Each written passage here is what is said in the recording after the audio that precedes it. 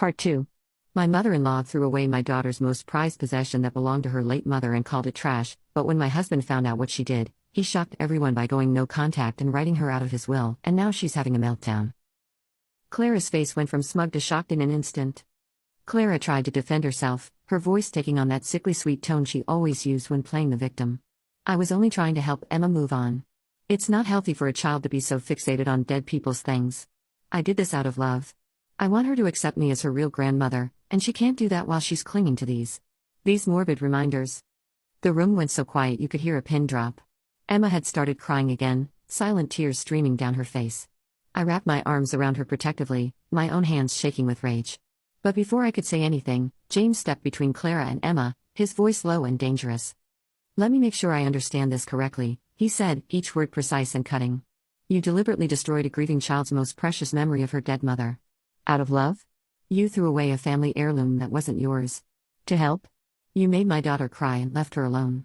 Because you care?" He moved closer to Clara, who actually took a step back. What kind of monster does that to a child? What kind of grandmother deliberately causes this much pain? What kind of mother raises her son to marry someone, then tries to destroy his family? Clara's face went from defensive to panic as she realized this wasn't going to play out like her previous manipulations. "James, darling, you're overreacting." "I am overreacting?" James cut her off with a bitter laugh. "No, Mother. For the first time in my life, I'm finally reacting appropriately to your toxic behavior." He took a deep breath, and when he spoke again, his voice was eerily calm. "You are no longer welcome in our home or our lives. I'm removing you from my will completely. Every single penny will go to a children's grief counseling center in Sarah's name. I've watched you manipulate and hurt people my entire life, but this is the last time you'll ever hurt my family." The color drained from Clara's face so fast I thought she might faint. As the sole beneficiary of James' substantial estate, he built a very successful tech company. She had always lorded this over other family members, constantly reminding everyone how she would be well taken care of in her golden years. You can't do that," she stammered, her voice rising to a shrill pitch. "I'm your mother. You can't just throw away family like this. I have rights." "Rights?" James scoffed. "You lost any rights when you threw away Emma's bracelet.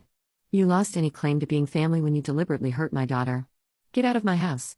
Now. And if you ever come near Emma again, I'll make sure everyone knows exactly what kind of person you really are." Clara's facade finally cracked completely. She burst into tears, not quiet, dignified ones, but ugly, heaving sobs that seemed to come from a place of pure panic. She tried to approach James, arms outstretched, but he stepped back as if she was something contaminated. "Please, James, I'm sorry. I didn't think it would upset everyone this much. I can fix this. I'll buy her a new bracelet, a gold one. With diamonds. Please, you can't do this to me." The next few days were absolute chaos. Clara seemed to completely lose touch with reality. She began a relentless campaign to force her way back into our lives, calling nonstop from different numbers when we blocked her. She would leave hours-long voicemails, alternating between tearful apologies and vicious accusations.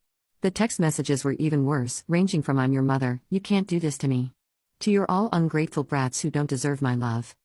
Things escalated when she showed up at James' office, creating such a scene that security had to escort her out. She was screaming about how we were destroying the family and that she would never forgive us for this betrayal. The incident was caught on security cameras, which would later prove very useful for our restraining order application. Then came the flying monkeys.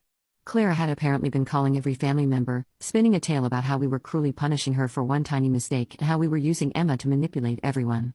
Some relatives, particularly the older generation who believed in respecting your elders no matter what, started pressuring us to forgive her. They would say things like she's still your mother and family should stick together and she's not getting any younger. What really infuriated me was how they minimized Emma's loss. It was just a bracelet, they'd say, or she can buy her a new one, completely missing the point that this was Emma's last physical connection to her mother.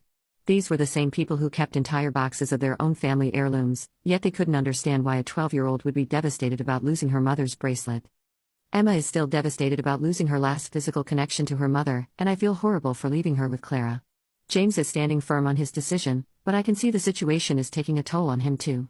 I support his choice, but I can't help wondering if there's a better way to handle this. Update 1. Thank you all for your overwhelming support and suggestions. A lot has happened since my last post, and I wanted to share some developments. When we finally got the bracelet back, it was an emotional moment none of us will ever forget. The waste management worker who found it, Mike, had actually lost his own mother recently and said something about the bracelet caught his eye that morning. When he heard our story, he spent nearly an hour of his own time digging through his truck's contents to find it. He refused any reward, only asking that we pay it forward somehow.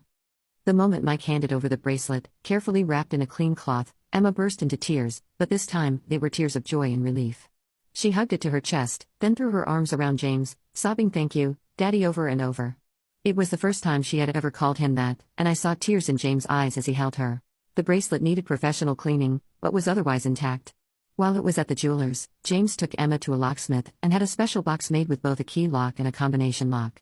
He told her, "No one will ever take this from you again, sweetheart. I promise."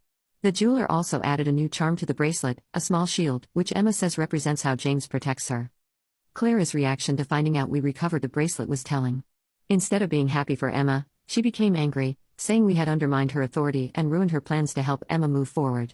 This just confirmed for everyone that her actions were deliberate and malicious. James has officially started the process of changing his will. He's also spoken to a lawyer about getting a restraining order because Clara's behavior has become increasingly erratic.